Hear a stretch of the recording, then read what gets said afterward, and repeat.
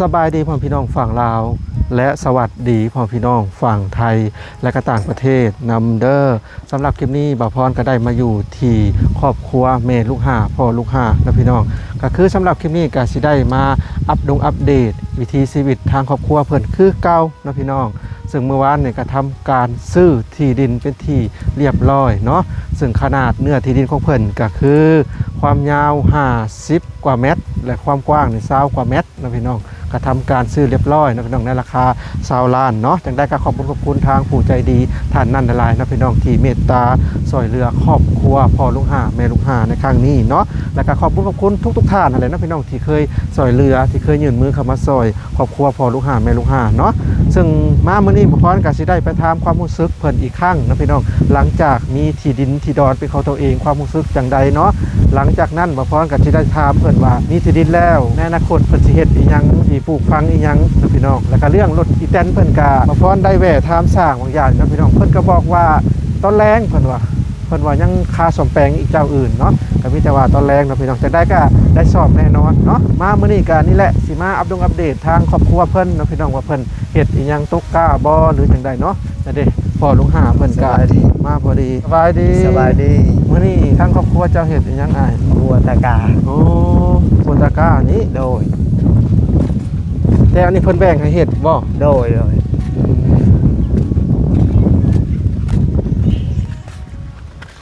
เอาแล้วพี่น้องเดี๋ยวไปเบิ่งบนประเทศหัวตากาก่อนสบายดีเอ้ยมื้อนี้ตกกาบ่โดยตกแต่วานนี่บ่ตกไต้หวันนี่เฮ็ดยังบ่เฮ็ดหัวเฮ็ดหัวเมื่อวานนี่ฝนตกแห้งบ่สิโดย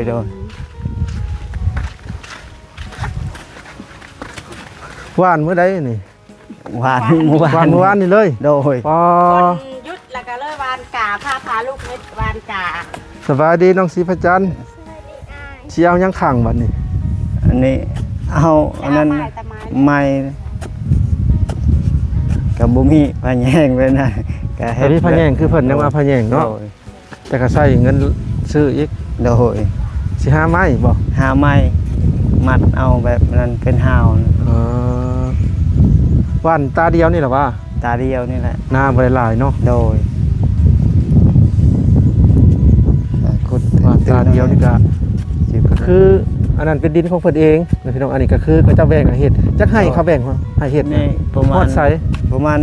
8ให้นี่แหละ2 4 6 8ฮอดคลองตัวนั้นบ่โดยถ่ายที่เขาตัดนั่นนั่นแหละประมาณ8 9ให้กับ10ให้โดยอันนี้คือเขาแบ่งให้เฮ็ดเนาะโดยก็คือสิงามอยู่ได้เบิ่งนานี่ถ้ามีผู้ชายนี่งามได้บ่มีผู้ชายเป็นนาหลงยามธรรมศาสตร์เต็มตึ้งวานตาเดียว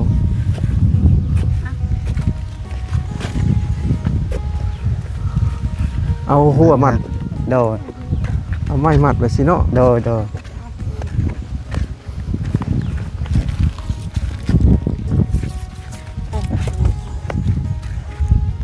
ไปหาไม้นะใช้ละบัดนี่ไปหาลูกไปหาตัด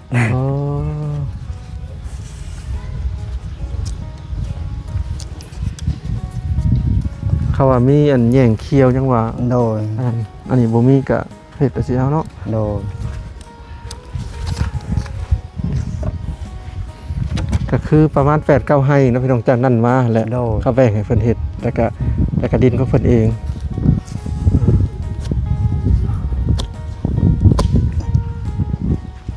มียังมันขุดขักเข่าขักแท้อันนี้ฮะขุด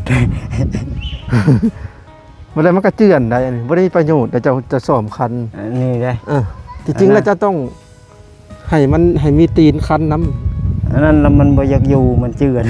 แบบนี้เจาะเข้ามาโคตรจะเห็นมันเป็นสิจริงๆเขาต้องจุ่งตีนมันน้ำแบบนี้นะได้แหละประมาณนี้เนาะคือแบบนี้เนาะประมาณอาศัยตัวนี้เนาะจึงแม่นอันนี้ไปขุดจ้อมกับบ่มีประโยชน์ดินทรายครับนี่สมมุติว่าคันอยู่บนนี้เจ้าก็อยู่ระหว่างนี้นะต้องให้มันระวางเนาะตัวนี้เจ้าเกียนเขาแม่นแล้วมันต้องประโยชน์ลงอันนั้นเห็นอันนั้นบ่อยู่เลยนี่แล้วเพิ่นเฮ็ดสิเนาะเพิ่นเอาเข้ากิดโพด ที่จริงต้องมีตีนทานมานำ โดยนี่ประมาณระยะซ้ำนี้เนาะเป็นหาซาวเซน ประมาณนั่นแหละให้มันเพื่อเห็ดเสลียงบ่เห็ดชั้นได้ถ้าชั้นมาสิมันล่มเห็ดเสลียงมาสิ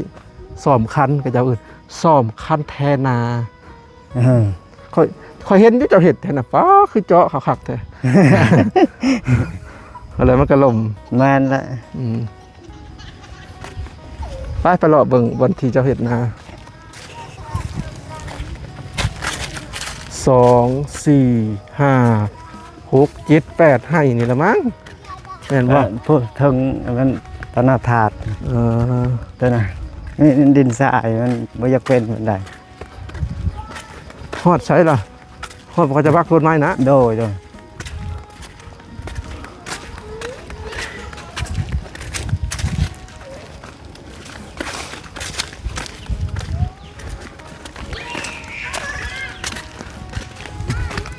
พุ่นบ่ โดยนี่ต่อนี่ ฮะ พูดฮอดนะ ประมาณ10ให้นี่แหละ ประมาณนี้ 10ให้น้อยๆอันนั้นนะพระเจ้าตัวนั้น อันนั้นน่ะเจ้าของนี่ นะ คนละเจ้านี่ ปะประมาณนี้เนาะ โดย อันนี้เขาจงเห็นยังอันนี้ทางรถบ่ จงทางให้ชาวบ้านนั้นไป เพราะว่าเขาก็มีนาอีกทางนั้น โดยก็เฮาก็แบ่งให้อันนั้นทางบางทีก็อันนี้เขาตันแล้วบ่มีวันไป แน่นต้องแบ่งกัน แบ่ง ถูกต้อง ให้ เลยนี่นั่นนี่ก็เป็นทางนี่ ทางอันนี้ก็ดินคนละเจ้าอีกก็ ต้องแบ่งกันเข้า ให้มีทางเข้าแล้วทางดินคนอื่นก็ยังบ่ฮู้นี่ก็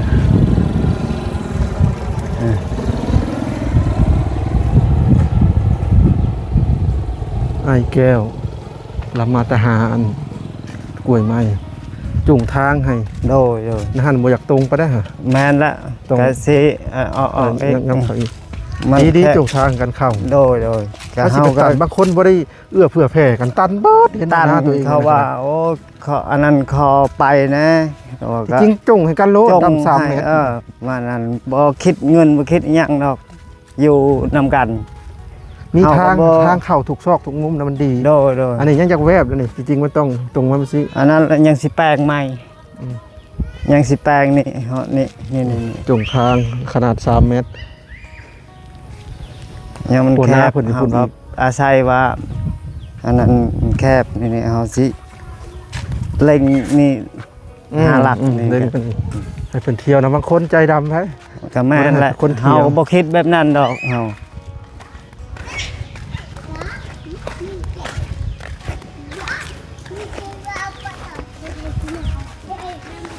เพื่อหมู่ เมื่อวานนี่ แม่ ฝนตกแห้งบ่ โดย เมื่อวานนี่ค่อยเมื่อก่อนเพราะว่าพาเมื่อเก็บเสื้อผ้าพอดีฝนตกน้ำเลยเมื่อวานนี่เนาะเห็นบ่นี่เจ้าซ่อม ได้มาแล้ว เจ้าอันนั้นโพดมันก็เลยแบบมันไหลคือเก่า นี่เฮ็ดตีนแบบนี้นี่ยังอยู่นี่แบบ อื นี้ ม นี่ซ่อมประมาณนี้นี่ ประมาณนี้เนาะเจออยู่ ตั้ง สิ ไปเจอแบบนี้เนาะ บ่ให้สิวกุดุดดูสิเจออันนี้เห็นเจ้า ทุก ขุด ปีได้เอาขึ้นนี่จนเขาว่าว้าโถเอาขึ้นแล้วนี่คู่ปีเอาขึ้นจน ทุกปีมันเจือนลง โดย นี่เห็นบ่นี่ตัวนี้เจ้าเกียนตีนมันก็โยนลงคือเก่า ก็แม่นละก็บ่มีไทจึงเนาะ ดีตีนมัน นี่สำนี้ครับก็ขึ้นสำนี้ คันนาน่ะซ่อมทุกปีเสาให้ชาวนาเฮาเนี่ย โดย ผมมันก็ต้องมีการเจือนลงแล้วก็ซ่อมแต่ละปีก็ซ่อม ซ้อมตลอดอืม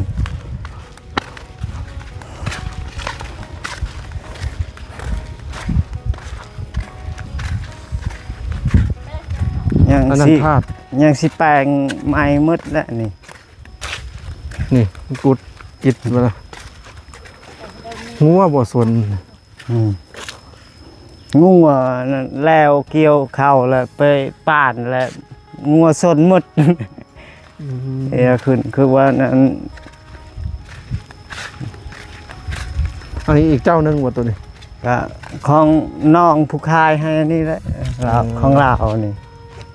เราให้เฮ็ดเราพูดเราเฮ็ดหน้าตัวนั้น คนตกเสร็จก็กินบ่ได้ดอกน้ำชานี่ได้เริ่มโยดลง เริ่มแล้วกินบ่ได้แล้วนี่ กบเขียดกระโตนลงหูจัก โตนแล้ว คุดปีใดอ้าย ฮาก็เริ่มปีนี้แหละ เฮาก็เริ่มแล้วเกี่ยวข้าวในคุดนี่บ่ ขุด อืม เริ่มเกี่ยวข้าวแล้ว น้ำ ขุด แตงโม แล้วน้ำลายน้ำอันนี้นั่นสิเหมือนโยดแล้วสิเฮ็ดใหม่แล้วเฮ็ดนั่นตอกปีกนะครับยังสิทมขึ้นอีก น้ำมัน บ่มีอันนั้นท่อกันท่อคักสะดวก ท่อเนาะ โดย จัก ก็ สิ บ่ กว่า บ่ ท่อ เจือนอีกประมาณ4นี่แหละ กว่าแล้วอ้าย กว่า ท่อหนึ่ง80เซนหนึ่งในความยาวบ่ฮอดจัก แม่ เซ น น แหละ 60 เซนนี่ ก็ แหละ ซองท่อก็เท่าใดก็1.6 1.60 แม่นบ่ แม่น ประมาณนี่นะ 80 ประมาณนี่แหละท่อเนาะ ประมาณพูดท่อคือตัวนั้นพูดเขาใส่อยู่เที่ยงตัวนั้น4ท่อนนั่นน่ะแต่ถ้าเขาเพียง ประมาณ5นี่แหละจังมันสิขึ้นซ้ำนี้ บ่กว่าแล้วเบิ่งเขาสิไล่มึงเด้อ ท่อห้องน้ำหั่นล่ะว่า โดย 1 2 3 4 5 6 7ประมาณ7 5 8สมมุติว่ามีท่อนี่เจ้าสิขุดลงอีกบ่หรือว่าสิเอาซำนี้ ขุดลงอีก ขุดลงอีก โดย ต้องใช้อยู่10ท่อให้มันน้ำลายกว่านี้เนาะ โดย อืม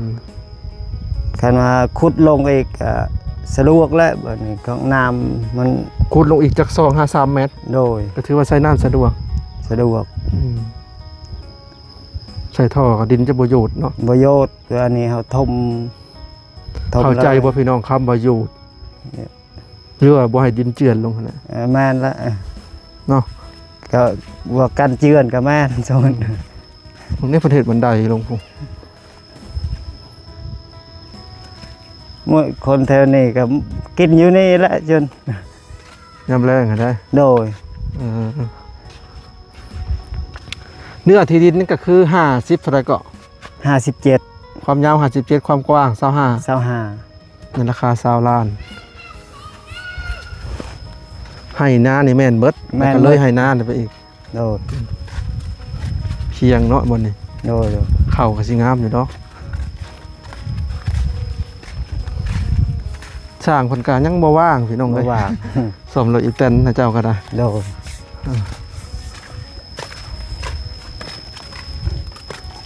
พ้นศาสตร์เมื่อวันนี่ โดย จะลบแล้วว่าทางเทิงหรือยัง ยัง ถ้าเป็นพายุเข้ามันนี่ก็เปียกคือเก่า สิขึ้นลบอย่างหน่อย แล้วก็มีดินหนาเฮือนอีกสามารถตั้งเฮือนอยู่ ตั้งเฮือนอยู่วันนั้นแหละสิทมให้เพียงกัน นี่แหล้วนี่อยากบ่อยากให้เจ้าปรับลงตัวนี้เนาะ โดย อันนี้ให้เป็นให้นาน้ำบ่อนี่อยากให้มันสูงนี่สมมุติ นี่ ว่า สูงสำคัญนะ ตัวนี้ให้เป็นเดินเฮือนเฮาซะให้มันสูง โดย เนาะ เพื่ออันนี้สิบักและสิขยายตัวนี้ขยายออกนอกอีก ขยายไปทางพุทธ ก็ อันนี้ถ้าเป็นไปได้เนี่ยทมซะเขาว่า สิทมแล้วนี่ ผมเกะกะเดินตัวนี้มื้อนี้อันนี้คือเพิ่นขุดเห็นน้องสา ขุดนักษา ให้ทมเพราะว่าเขตแดนจะไปหันเนาะ โดย ให้ทมเพียงกับตัวนี้แหละให้มันเป็นเดินซะนะบนนี้ทมก็จักสิดุดดินได้ใส่อีกมาใส่ ปรับให้นาตัวนั้น แบบปรับ ใส่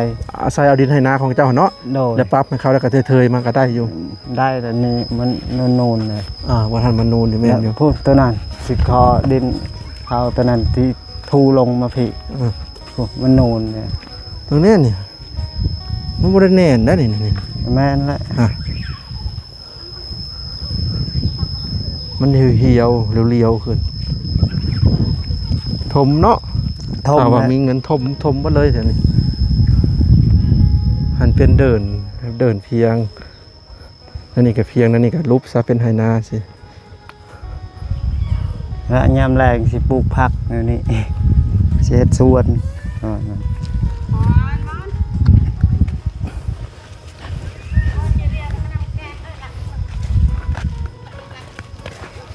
พอดีเกะกะเฮือนสิเนาะ โดย มันล่มลงบ่ฮะ อันนั้นขุดลงว่านี่ถม เออ พากันลูกถมเมื่อวานนี้ตอนฝนตกนะก็บ่ได้ลายปานใดดอกอันนั้นขุดลงอันนั้นก็สิเต็มแล้วนี่ กระเพาะแห้งเพื่อสิเต็มอ้าย ก็แม่น เขา ละ ว่าเขาว่ามีเงินยังว่าหารถ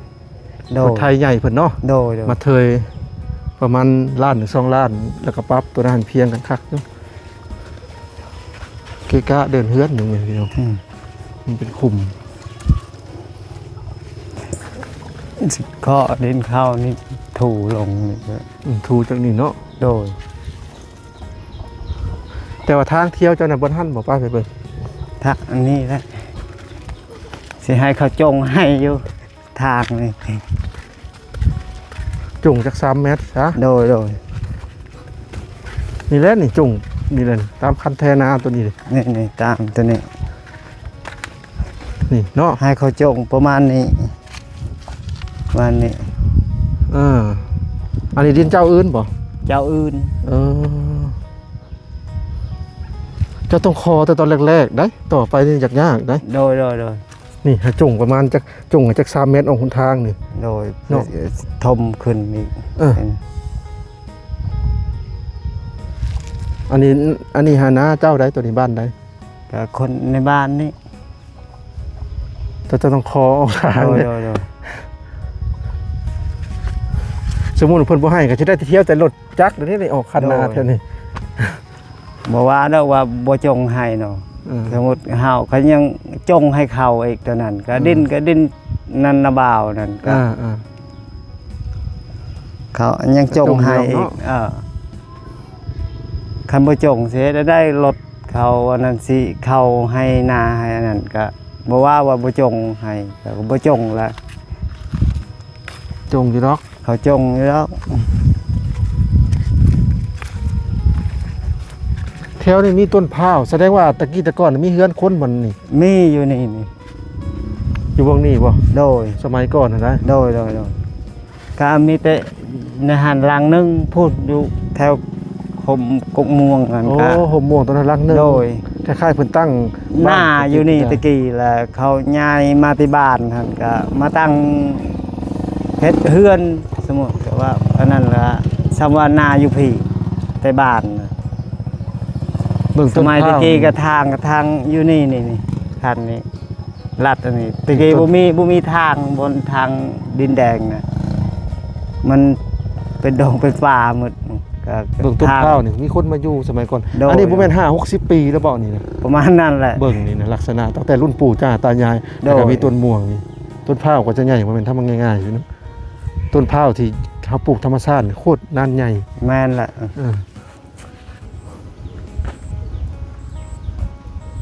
อืม ได้บักแหละ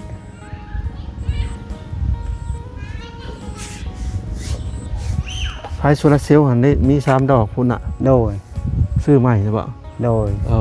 หุงคัก3ดอก หุ่ง เปิดชาร์จมาทั้งพี่ โดย กลางคืนหุง หุ่งแจ้ คือไฟฟ้าแล้วก็ดีใจนำเลย คนอื่นมองก็เอ้าแปลก แม่ แม่ น เรือนหลังนี้ตะกี้คือว่ามืดจึก มืด เนาะ ว่าแบตอันเดียวเวลาไปจอบเต่าก็ทั้งเที่ยงเลยก็มืดก็ เจ้า3 ดวงเนาะ 3 ดวงที่1สาดมาทั้งพี่ดวงที่2เด้ ก็นั่น ทางไหหน้าผู้ โดย แล้วก็ 3เบื้องนั่น เพิ่นนั่น โดย หุง สว่างมืดแหละหุ่งมืด คัก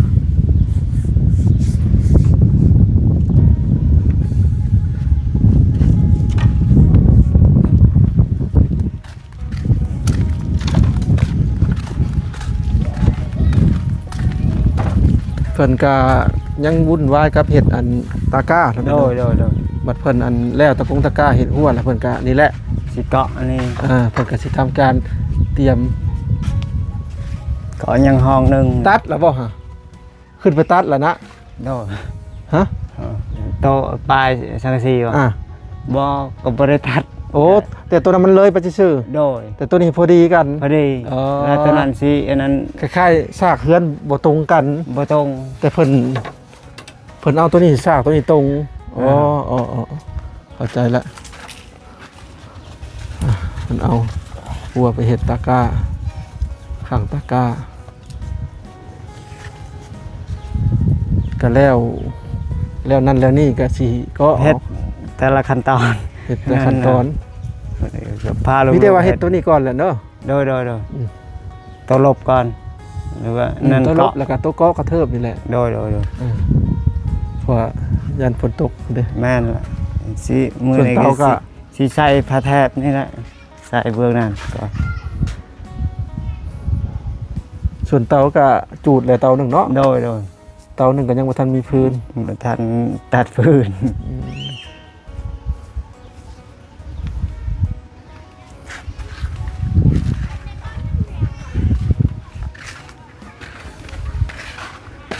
ส่วนรถอีแตนก็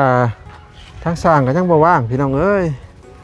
เพิ่นว่าตอนแรงเดี๋ยวตอนแรงบ่พรสิเข้ามาใหม่เพิ่นซ่อมรถกับเจ้าอยู่ตอนนี้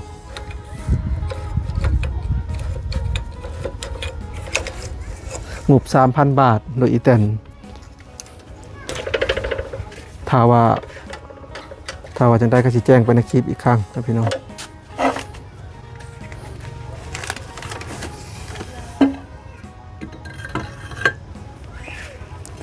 ขาดกี่อะบ่เนาะ เนาะสิแล้วก็ใส่ทรายนี่ก็ใส่บีนี่ก็ครอบเขาแล้ว แล้วก็แล่นได้เนาะ โดย ขับเคลื่อนได้ สิขับไปขึ้นอยู่พุ่นให้เขาจอดนั่นนี่ จอดตัวนี้ อันนี้ก็มีขายเฉยเนาะ มีทุกอย่างเขาขาย คือ งานแล้วก็ เกี่ยวกับรถอีแตนนี่มีทุกอย่างเนาะ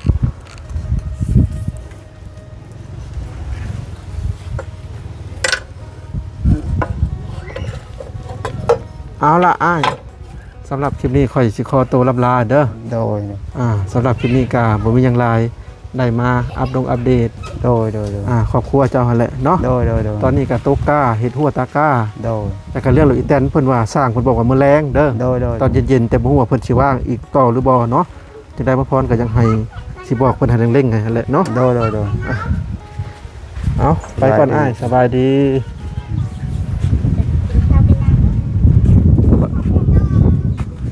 เอาพี่น้องเอ้ยก่อนเมื่อก็เห็นทางรถพุ่มพวงเพิ่นดีอยู่ว่า เรื่อย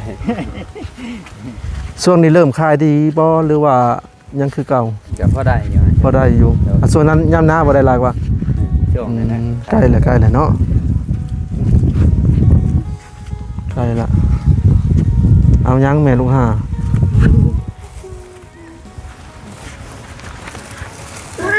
ไทยว่า ใกล้สิเบิดแล้วตัวนี้ เอากระโตกระหาพันนี่มาเอา เอาสิจ่ายให้ ลายเด้ ย กอีก ตายบัดนี้เอาพรสิกินตัวดินก่อนอยากตัวดิน ดีเลยเนาะ พอดีแล้วจ่าย ได้ โอเคกลับก่อนมานี่